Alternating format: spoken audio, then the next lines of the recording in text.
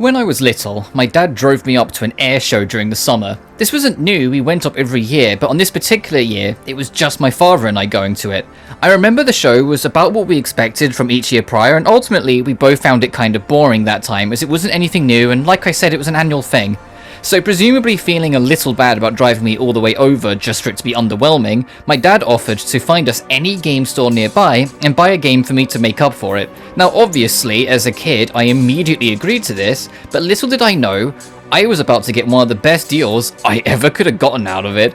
Please, sir, where is this going? You just barged in here covered in blood and started rattling all of this off.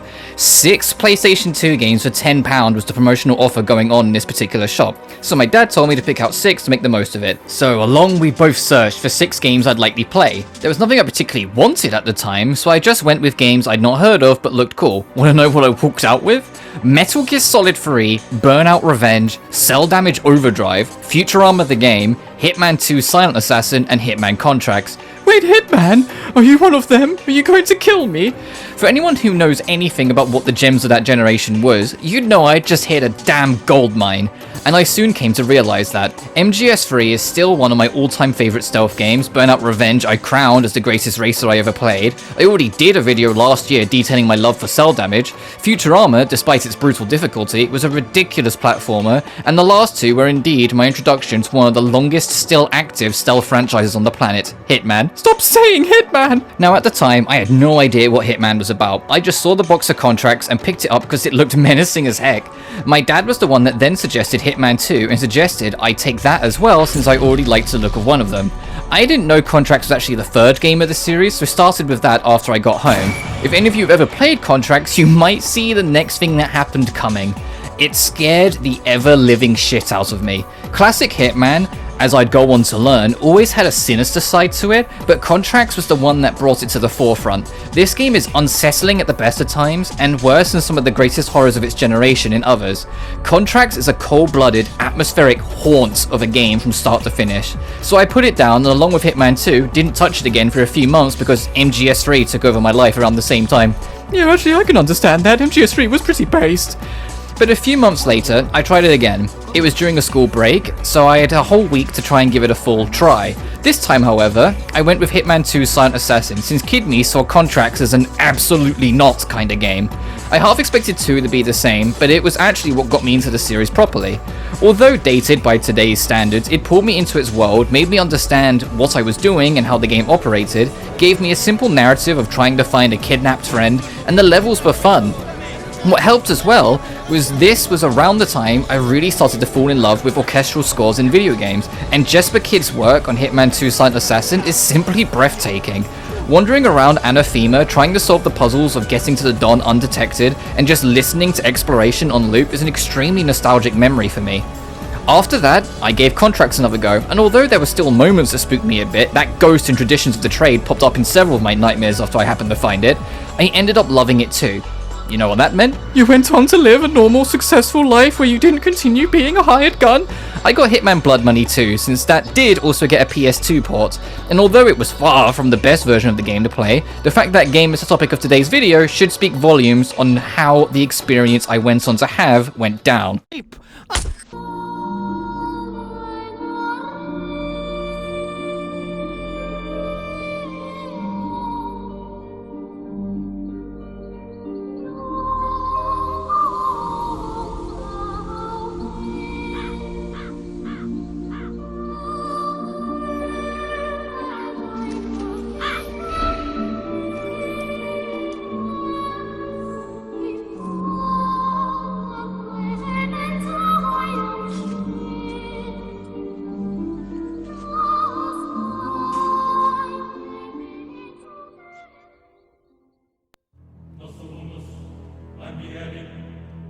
Hitman is a sandbox-styled game where the objective of each level, if you can believe it, is to assassinate select targets within a space and get away without leaving any evidence. Sandbox-styled games means you're dropped into a more open-ended level that can be approached from effectively any angle. They naturally come with a lot of replayability, as when you have a path that works, you'll be curious to see what other paths take you to the same location, and as I'll demonstrate later, there's a lot of things Blood Money in particular will let you do to get to your objective. The stealth is technically optional, but Agent 47, our protagonist, is still just a man, even if one at peak physicality most of the time. If a whole army of gunmen pick a fight with you because you made it very clear you're here to kill their boss, you're unlikely to come out on top, and even if you did, there's a chance the target has been moved to a safe room or otherwise just be harder to reach. But about that leading bald man with the barcode on the back of his head, this is 47. He goes under a number of aliases over the game, Tobias Reaper being a favourite, but his name literally is 47, as in the number. Born in 1967, he's from a series of clone and is now one of the last known survivors. He escaped the lab he was kept under, and after some small-time hired gun work, was found, trained, and hired into the International Contract Agency, or ICA for short. Partnered with the handler Diana Burnwood, 47 has spent the next few decades taking out professional hits from a variety of clients, and Blood Money is merely one chapter of his everlasting tale. 47 can be merciless, a perfectionist, a master of keeping his hands clean with coincidental accidents, a mass murderer, a poisoner, a sniper, anything you decide him to be. His sheer blank slate appearance is what makes him so versatile, and what makes you, the player, feel so limitless in your approach. However, there is a goal beyond just how you approach that has been a core component of the series since Hitman 2 Silent Assassin, that being the rating system. The game tracks various statistics throughout a level and then judges you accordingly at the end. The perfect result is simply referred to as Silent Assassin. Achieving this requires a few things that sound strict at first, but the more you understand them, the more you realize how loose some of these rules actually are. Firstly, only your targets should be killed. No guards and certainly no civilians. You're a professional after all, so act like it. Except Blood Money doesn't count accidental kills against you. So if a chandelier collapses and happens to crush a civilian, accident, you're fine. Second, no bodies found. There are always conveniently human-sized boxes scattered around every single map in the game. If you chuck someone in, no one will ever find them no matter what. They just never check for some reason. So you can knock out anyone you want and hide them all away if needs be, but even that follows the same rulings that accidents don't count. After all, if their death was an accident, they weren't technically murdered, so the body being found isn't on you, so you will get away with it scot-free. Third, no covers blown. This one is probably the cheekiest of them all, but requires me to explain a core system of the Hitman games that not only separates this stealth game from the competition, but is a core identity of the series: disguises. Most NPCs found in a given level, when knocked out, can have their clothes stolen by 47 so that he can disguise himself as them to access areas or hold conversations he'd normally not be able to do so. Basic example would be stealing a security guard's clothes to enter the fortified building through the front door without causing alarm. So to get back to our Silent Assassin discussion, having a cover blown is having someone see through your disguise one way or another. Maybe they witness a crime or see you trespassing in a getup that doesn't fit where you're supposed to be. It can be a variety of things, but if it leads to someone knowing you aren't who you say you are, it's blown. No Silent Assassin for you. But you may recall I also said it's the cheekiest of them all. Why? Because if you're not wearing a disguise, your cover can't be blown as you don't have one. You can literally run straight into trespassing areas in just your plain suit, and as long as you get out of there before the guards telling you to leave get mad enough to shoot you, you're good. You're still under Silent Assassin. There's a particular moment in a level you better watch out, where it's actually in your best interest to just run straight past the guards into a trespassing area, as you'll end up in the lift before they can whip the guns out. The last two main points, witnesses and cameras, are the ones with the least wiggle room. Someone spots you doing a crime, there's not much you can do with that. Even an unconscious witness is still a witness after all. If you're caught on CCTV, you end up with an unmarked extra objective, destroying that footage. You can do the rest of the levels silently, but if so much as a toe of 47 is on camera, you're not getting Silent Assassin. Exclusive to the harder difficulties in the game is also the no equipment left behind requirement. Everything, including your starting suit, needs to leave the level with you. Simple enough. Ultimately, it's a game with a lot of rules that also freely offers a lot of workarounds to see what you can really do to get the outcome that ends in someone dead. It's the biggest charm of the series, and Blood Money's version of the rules are still my favourite of the bunch. I love seeing how far I can push the boundaries of the game and still leaving with Silent Assassin. Want to see some examples? I unloaded an unsuppressed SMG into a bush outside the target's house. Charged in, got the target's attention, lured him to a swimming pool, and threw a coin at the glass panels on the ceiling, killing him and a civilian. Is this Silent Assassin? The answer is yes. No one saw me shoot into the bush, they only heard me. I didn't have a cover to blow, so while every guard sprinted out to check the noise, I could go straight in. The only two witnesses, the target and the civilian, both died, but I didn't kill them, the glass did. It was an accident. Even if I got spotted while leaving, I'm still only trespassing. Let's try again. I just shot this target directly on the stage in front of an audience. I just point blank murdered him. I then left the stage since the other target was watching the performance. When he gets to the murdered man, I drop a stage set on him thanks to a mine I placed on the wire holding it, killing him too. Is this Silent Assassin? The answer is still yes. Despite it being clear murder, the play they were performing had a prop gun. I shot him during a scene where he was supposed to feign being shot. The audience don't realize he's actually dead at first, and when they do, they assume it was a prop gun that went off accidentally. Thus the game says accident it is, so it doesn't matter how many people witnessed it. The game doesn't treat it as my fault. The set drop should be obvious though. That's an accident that happened to have a loud bang before it. Okay, last one, I promise. I set off a mine hidden in the briefcase right next to a target with countless witnesses as it's right next to an open casino. His body is flown across the corridor. Everyone heard it. I then leave. Silent Assassin? Yes, it is. When I hit the detonator, I left the level before anyone could find where his charred corpse wound up. The game stops caring once you exit a level, so well done. The very loud, blatant murder is Silent Assassin because you were gone before anyone spotted the murdered man that registered against you. I love the sheer insanity you can pull off in the game just for the system to go, oh yeah, that makes sense, that checks out, you're good man, and pop Silent Assassin like no one at all was aware of the psychopath that just strangled the vice president just for no one to find his body because I put it behind a chair. Blood Money is one of the most beautifully deranged games ever made almost exclusively because of how strict, yet bending, its own rules are. As long as it doesn't directly make a bad statistic go from 0 to 1, you're peachy. The game doesn't usually tell you when one of these zeros becomes a 1, however. That's something you have to feel out based on your general suspicion people have around you. There's a bar next to your health that gives you a rough idea of how suspicious the world around 47 is of him. If you've killed someone and then a minute later it spikes, good chance someone just found the body. Don't realize you're trespassing and get spotted? It won't max out if you leave soon after, but it'll definitely creep up. It's a subtle and simple way of constantly giving the player information while not spelling anything out for you. In fact, it works in the game's favor because it keeps you guessing a little. Did it spike because my cover was blown? Did it spike because I'm on CCTV? Or is it just because someone who was expected to show up didn't make it thanks to me and they're wondering where that guy got to? I love this system. It keeps you on your toes and makes you cautious about your choices, especially on your first playthrough where you're not sure what you can get away with yet. Unfortunately, this was also the last time they used this system. Starting with Absolution, the next game, they made the suspicion system be individually tied to each NPC with a yellow bar telling you when you're suspicious to them directly, immediately cutting out a lot of the mystery. So why did I go into all this detail? The game must explain it all to you at some point, right? It wouldn't just leave you in the dark or worse, misinform you of the select systems or mechanics now, would it? Well, about that. Unfortunately, there is one standout criticism that anyone who's ever played and enjoyed Blood Money will tell you. The tutorial? It kinda sucks. Death of a Showman is the game's first level and acts as a tutorial.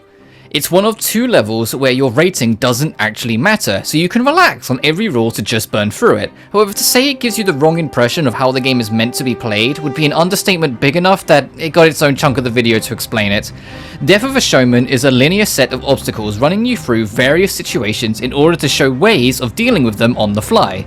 It starts out okay, using a coin to distract guards so you can slip on by, but it's the very next room where it starts to go wrong. The tutorial tells you to kill the guard who isn't a target, which doing so alerts the man he's torturing so becomes a witness. It then asks you to climb out, kill 2 more men, and then hide their bodies. You take a disguise to run that tutorial, kill more people, take sniper, kill more people, storm the main building. You get the idea. The problem is that you do all of this, go into the first real level, a vintage year, just to realize everything you just did won't apply straight away, and depending on your approach, might not apply at all. And that's ignoring the worst problem of the level. Death of a Showman is entirely linear. There is only one approach through it, the way it tells you. That linearity sets up the expectation that that's what every level will be. A linear string of dealing with guards, poisoning drinks when it says, random sniper sections, and the target will always be at the end. A vintage year then drops you into a large sandbox with guards patrolling everywhere, several obvious entrances with armed men staring them down, and several pipes around the back to try and sneak in. There's 2 targets and one is essentially just in front of where you start. You don't even need your sniper rifle of a single mission on this game, and I only used it in the mission Murder of Crows, so I had footage of me using it. Trying to openly deal with the guards like you did in the tutorials gets you killed immediately. The tutorial gravely misinformed you and sets you up for completely wrong expectations. Anytime I've tried to recommend this game to anyone, I've always gone out of my way to bring up Death of a Showman and explain to them it's a poorly made tutorial, so don't think too much about it beyond the controls. Take the game as a full stealth sandbox afterwards and you'll do better. The amount of people who've gotten into and then stopped at Vintage Year because the level was nothing like what the tutorial led them to believe is frustrating as a fan, but something I've always been at least understanding towards. To shift to another game, it's actually something the most recent Hitman, World of Assassination, objectively surpassed Blood Money on, and by extension, made it a more approachable game for a newcomer. WOA sets up a more controlled sandbox, runs you through a silent assassin route with strict handholding first, then loosens to see if you figured it out while offering pointers if you're not sure. Then puts you in a completely unique controlled sandbox to put you to a test in a smaller, safer environment before letting you out into the world like the psycho killer you are. In fact, if you've never played a single Hitman game, World of Assassination is one I'd likely point you to first, then Blood Money afterwards once you finished it for that very reason. The tutorial for Blood Money will always be a sour spot for the game, unfortunately, and because it's mandatory and takes up the first 5 to 10 minutes, I felt it needed to be talked at some point. It's not the worst tutorial. Hitman 2 Silent Assassin just shows you the controls and basically says, you'll figure it out, before dropping you into the first real level. Heck, even in the original title, Hitman Codename 47, is just an obstacle course with no actual enemies until the last moment of it. Tutorials in Hitman were a long-lasting work in progress for IOI, the developers, but they eventually nailed it by the 6th entry. There is a story here, by the way. I know I haven't mentioned it yet, but if it wasn't clear already, the story is always secondary in this series. Even in Absolution, the Hitman game that tried to have more of a narrative focus with the levels themselves, still has the gameplay do the talking for the most part. Blood Money involves another contract-based company known as The Franchise, trying to pick apart and kill the members of the ICA so that they can replace them, and considering they set up an assassination attempt on the president involving the Vice, clearly are the greater of the two evils between us and them. The story is told via a series of flashbacks as the leader of the franchise, Alexander Leyland Kane, explains piece by piece to a reporter his master plan to kill the legend 47, while systematically trying to downplay 47's achievements and making him out to be more foolish by lying about what actually happened. Every piece of the story he explains is one of the levels of the game that you then play out. The majority of the game takes place in the US, which might sound standard for most pieces of media, but is worth mentioning wasn't something Hitman did prior to this game. North America was an actually somewhat unique setting for the series at the time. My favourite levels in the game both take place in Las Vegas, that being a house of cards for having 3 paced out targets that require you to make the most of the entire hotel and casino, and a Dance with the Devil for having a pretty creative level idea. A towering hotel with a basement. The top floor was converted into a heaven-themed party with 2 targets, the basement themed as a hell party with another 2 targets. Bonus points for having one of the targets be welcomed into both parties, so if you can go for him first, you can take his disguise to gain full access to most of the entire map, no questions asked. Of course, not every level is built equal. I already spoke at length about my issues with Death of a Showman, but for my money, the worst level when ignoring the tutorial is Death on the Mississippi. Funny how both the missions that have death first in their names kinda suck. To be honest, I'm not the biggest fan of either Mississippi level, but Death on the Mississippi asks you to kill the captain Skip Muldoon and all 6 of his personal gang members. 7 targets, and they're almost all crammed into just the top 2 floors of the ship the mission takes place on. Ugh. The only redemption is that it has a dumb exit route that's quick and kinda funny, as you technically die as you click it. But I can't really talk about missions without talking about what is arguably the most iconic mission of all Hitman: A New Life. A suburban US neighborhood turns out to be the perfect setting for a Hitman game, so much so they literally do it again in World of Assassination with Another Life. A New Life is simple: 1 target, Vinny Sinistra, An additional objective, get the necklace around his wife's neck. His wife isn't a target, so killing her goes against you. FBI is monitoring his house, but as you'll soon learn, they're treated as incompetent morons that can very easily be manipulated to get what you want, such as sedating some donuts and then just giving it to them. They will take them, tell you point blank they're FBI, thus endangering their clients, and then eat the donuts so you can go in for free, take a disguise, delete the camera footage, you name it. You can rig the barbecue with lighter fluid so the wife takes herself out so it isn't your fault. Vinny is adamant to go to a lot of places entirely within the house, so setting up a room in your favor is easy, but ignoring that, there's a tree house in the next door garden, so you have sniper's nests. The power box to the building is right there. And of course, my favorite setup in the whole game, the coin trick is here. It's an all-around highly versatile map with tons of replayability. It's the ideal Hitman map. All you have to do is beat Flatline to get to it. The first, rather challenging level of the game since it requires you to save Agent Smith too, so it's partly a search and rescue mission as well. Another favourite of mine is A Murder of Crows, which humorously is the very next mission after A New Life. The idea being 3 targets, but one of them randomly starts in one of the 3 buildings. To find out where they are, you need to take down one of the other 2 targets before a man in a red bird costume makes his way to one of them to give them a briefcase full of diamonds, since they're here for their own hit that you'll be preventing. It's a race against time, but a timer you can easily cut short with on-the-fly strategies depending on where the 3rd target ends up. Plus, when I first played it on the PS2, I was baffled by just how many NPCs were rendered on screen at once, yet it still ran smoothly.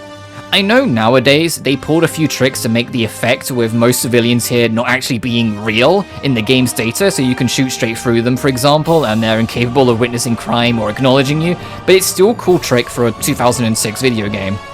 Lastly, when the story finally reaches its conclusion after sneaking into the White House to stop an assassination attempt taking out the president in Amendment 25, we go to an epilogue called Requiem. The story Alexander Leyland Kane is telling to the journalist ends at a funeral service for 47. Obviously this is fake, but Alexander doesn't know this, and after a kiss laced with serum for our fake death from our dear handler Diana, 47 ends the franchise right then and there. Everyone is technically a target, so pop off after all the hard work, bringing the game to a satisfying end with smoke still coming from your trusty silver ballers. Blood Money comes with quite the arsenal to choose from that you go through at the start of every mission to pick out what you need before you attempt your kills. A base set of equipment you always bring with you includes a limitless supply of coins to toss for distractions, a mine and detonator for focused destructive force, especially when planted on stands or supporting beams, 2 needles, 1 sedative and 1 lethal, that don't always have to be used on people directly, poison a wedding cake and the groom might happen to sneak into the kitchen to try it early, sedate donuts for the FBI. I mean, sure, you can just run up on a guy and jab his neck with a sedative, but where's the fun in that? Live a little. Binoculars are also part of your set, and of course we can't forget the piece de resistance, the fiber wire, a silent weapon of clean murder, perfect to just strangle a target quickly and quietly. Beyond that, however, 5 base weapons can be taken with you too.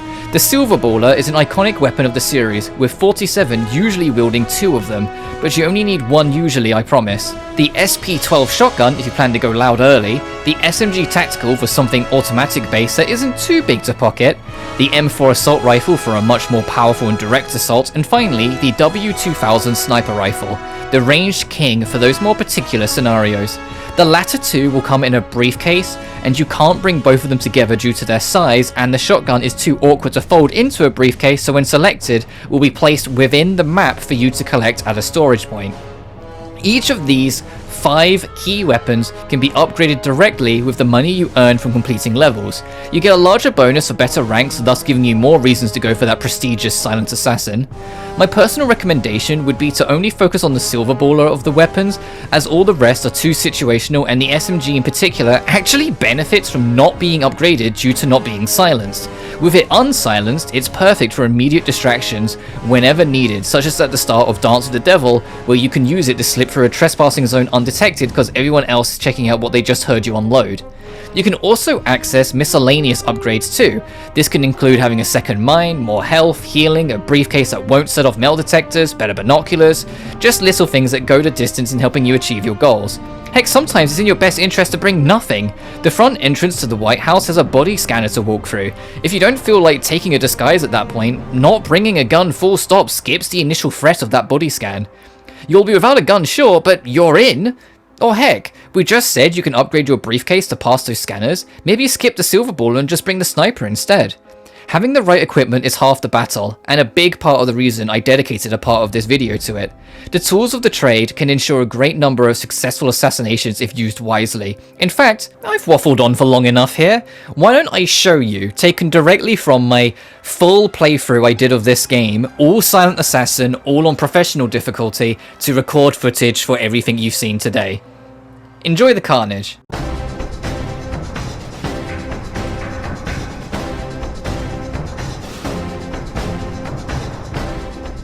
Come on, buddy. Come on. You got this. You done 3. Come on. You promised me 20. You're not even a fifth of the way yet. Come on. Come on. You got this. 4. There we... Hey, wait. What were you doing? Why are you giving... Hey, I didn't say quit.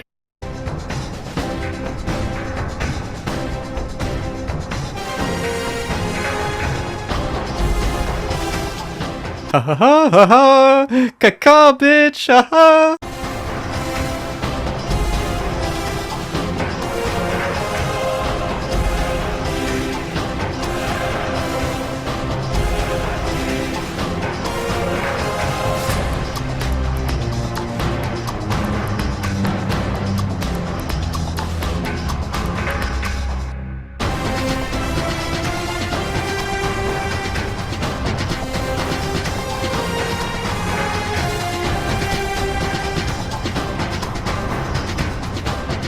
Oh, pissing by yourself, handsome? Oh, don't mind if I do.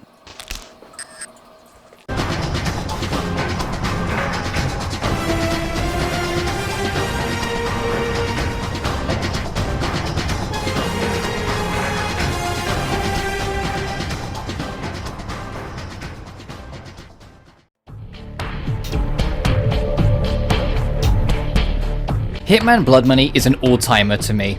It makes almost any fan of it sound like a psychopath when trying to sell people on it, and I'm sure I'll be no exception to some viewers, but to end on a more positive note, I said at the start that I was probably too young to be playing these games when I first did, yet despite that, I left these games learning to be far more observant of my surroundings than I'd ever been up until that point. Not because I wanted to be or was wary of assassins or anything like that, but simply because of the game's insistence to pay attention to every detail of the world around you to find the best path forward. In its own way, it left me with something I might not have picked up so quickly at that age if not for this series. Hitman World of Assassination, the most recent entry, is still by far the most accessible game for newcomers, with its better tutorial and mission stories offering hints and guides through key paths to get you to your targets, but then again, it being made over a decade later would make you hope so, at least. But for my money, or shall I say, my blood money, I still think the 4th entry holds out as the greatest of the series, and I've honestly barely scratched the surface of what this game has to offer in this video. As always, thank you all so much for watching. I know it's been 7 months since my last review, but burnout came at me like a truck after the Doom 3 DLC video, and I struggled to motivate myself to do things like this for a good while. The structure of this video, and the structure moving forward, will likely stay in the manner of my cell damage video, where I detail more of an overview of the game instead of breaking down every single little thing in order like I did with the Doom videos or Knights of Azure. I had a lot of fun putting this together because of this, and I think the next few videos will also be focused on older games I loved before I dive into newer titles or ones I haven't played again. But until that day comes, feel free to check out my YouTube for regular-ish live streams. I've linked my Twitter, Patreon, and PayPal for those who want to more directly follow or support me, and I'll also chuck a link to my very dated Let's Play I did back in 2019 if you want to see me going through the whole game, but with a kind of bad mic at the time. Regardless, take care people. Peace.